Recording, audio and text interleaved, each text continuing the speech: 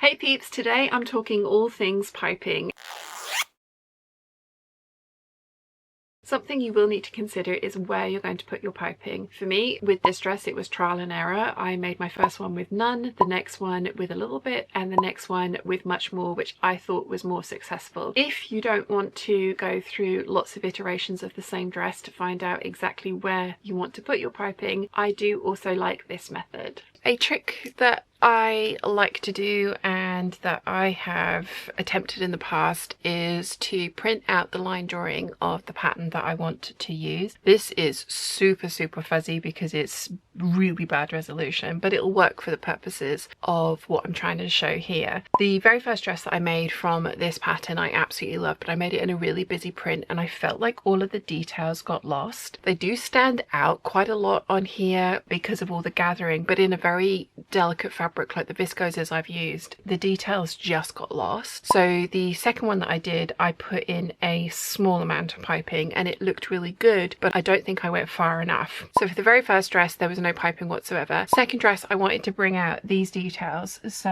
I put piping along this yoke piece on both the front, obviously both sides, and the back. So I did it along the yoke and the midriff, and it did look really nice. It was something that I liked, but I felt that it looked slightly unfinished, and so the next one that I did, I went back in and I thought that I needed to balance out the piping by adding it to the collar and around the cuffs. Now I'm using hot pink here because I'm obviously using hot pink for this tutorial, but you want a brighter colour obviously than a black or a grey, because that's not going to really help you visualize what's going on. So this is the configuration that I ended up choosing for the tutorial that you're seeing today. I've also done the buttons on the dress in hot pink as well, and the same for the cuffs. They've got hot pink buttons on them as well, which helps bring everything out. There is a couple of other places that you could put piping if you chose. One of them would be around the waist, which would finish off everything very nicely, but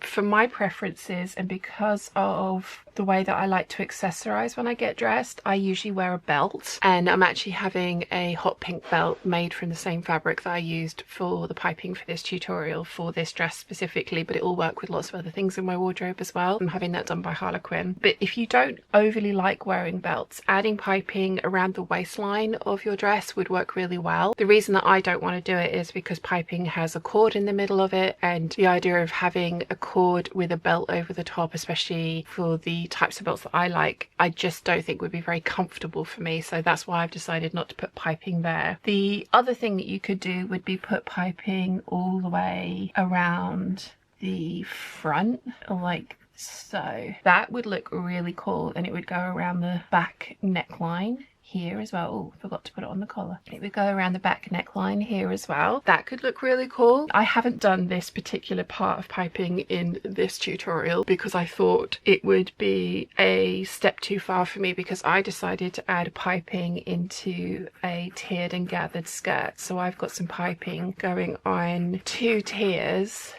and then all around the hem of my dress as well. And I do have a tutorial for the tiered and gathered skirt, which I will link in the description for you as well. So because I decided to add piping into the lower half of the dress as well, I decided not to do that final line of piping. But something you can do if you don't want to do a bunch of practice dresses, especially with a time-consuming method or edition like piping, is to print out the line drawings of the pattern that you're choosing to use and just, you know, have a play around with it. You can print out a couple of these and play around with different piping placements. Something else you could possibly do is just around the top of the yoke for the armholes. You could go around the entire armhole, and the methods that I'm going to show you in the tutorial here will allow you to do both of those things if you want to. It's completely up to you depending on the fabric choices and combinations you've used as well. For me, as I say, I decided to do the 3 rows of piping in the skirt. I did the piping at the top of the midriff, around the gathered bodice pieces, and around the collar and the cuffs, then self-covered buttons in matching fabric to tie everything together, and I'm going to get a belt made in the same fabric to